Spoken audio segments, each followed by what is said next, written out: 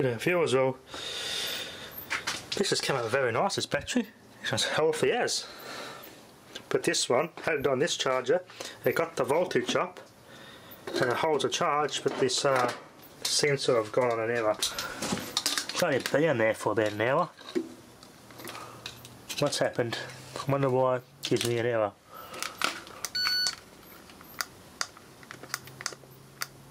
Okay, yeah, it's not charging anymore. But at least the battery's holding no charge now. Yeah, I think she's dropped the cell. It was down to 120 milliohms. Looks like this has dropped the cell. It's facked. Did have up to 14 point something, 15 volts in that too. That one there's pretty much gone. Yeah, she's dropped the cell.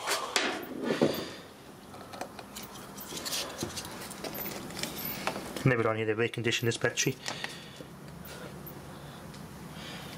Back on a clear air, back on recon. There's no heat in that either, so you just got facked.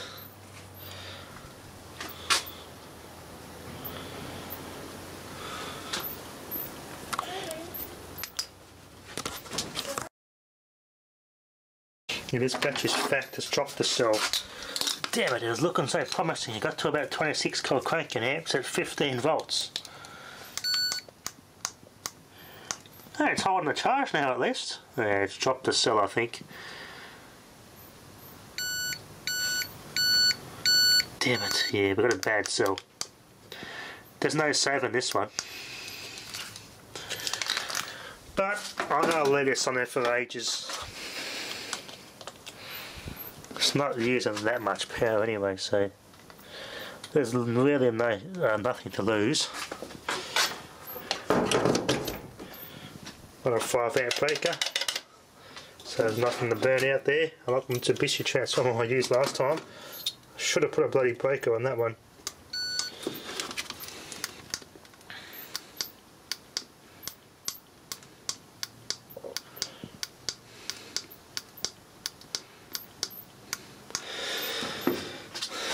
Yeah, not repairable. 4.3 milliohms, that's pretty healthy. 978.4 cranking amp, that's really good. It's usually around between 1 and 2 milliohms for a brand new battery. Let's see, I'll just leave this thing on here, maybe a week or more, and to see if that milliohms goes down. If it does, it means it's desulfating it. That'd be really good.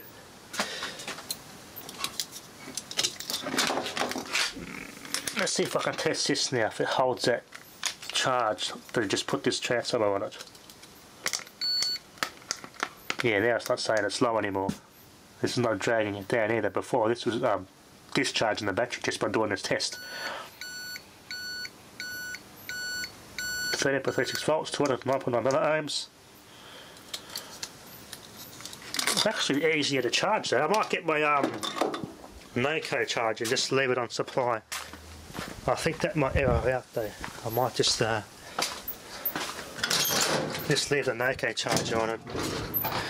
It seems to have improved. The C-Tech came up with an error. The C-Tech comes up with an error, then most likely, yeah, it's cunt's fucked, as the saying goes. I don't know if this will actually do it, but I'll leave this on overnight. If it gives me a warning flashing these lights, yeah, it's done for. I'll set this up. Did another test. Now it's holding 17.56 volts. I don't know, it's kind of weird because it's actually charging, but it's not a complete dead cell. So it's interesting. It hasn't failed short a cell or open circuit, so to speak. So these ones here, they won't go over the dead cell voltage. It's not going to go up to 12 volts on neither of those because I've got dead cells. But this one behaves a little bit differently with its dead cell.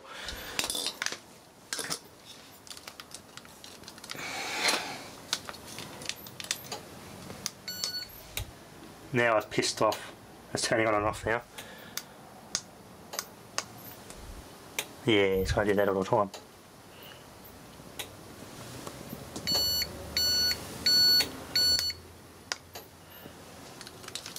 turning itself off and off.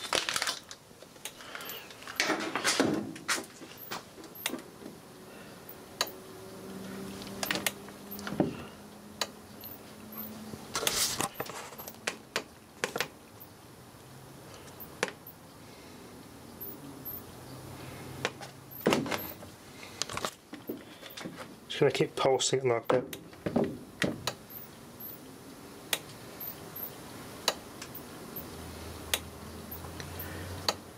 Let it pulse. See, that does anything.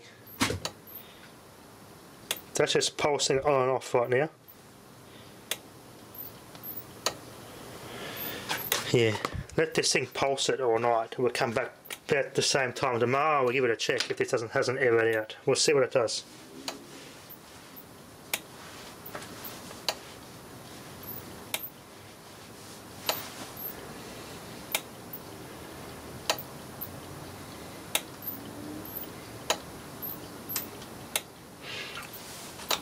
That's just going to pulse it on and off, as you can hear the relay clicking. See how that goes, doing that all night. Let's see if it changes the battery's condition, just as an experiment here. As for these, well, this one works really good, but this tweeter doesn't work. Now, it's a possibility it's a crossover, but I've checked that the crossover is fine. But the tweeter measures open circuit, but I don't think it's blown. Sometimes there was a common fault with some of these models. The soldering dries up where it's soldered to the terminal in the where it connects to the voice coil, and that's what it will be. Like here, for example, in here the solder goes bad and it just doesn't make a connection anymore. So I'm going to try pulling it apart carefully. They are rebuildable. You undo it, pull the voice coil out, and you can just trace where the wires are and just touch them up with a soldering iron, and that can fix them. I've found a forum for these speakers, and apparently that was common with some of these models. So fingers crossed that'll fix it, because these do sound really good. The one on the tweeter that works, oh my god, if I fix this other one up, these are just lovely speakers. I love them.